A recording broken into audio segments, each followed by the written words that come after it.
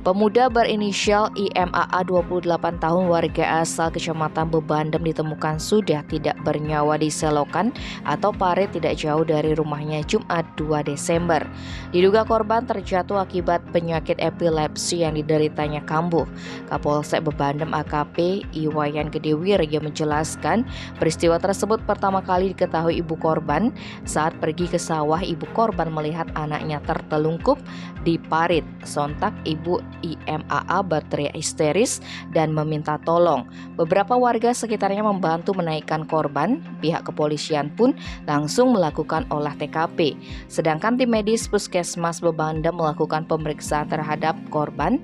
Hasilnya tidak ditemukan tanda-tanda kekerasan fisik di tubuh korban sehingga pihak keluarga memutuskan menerima kematian korban sebagai musibah dan menolak untuk diotopsi.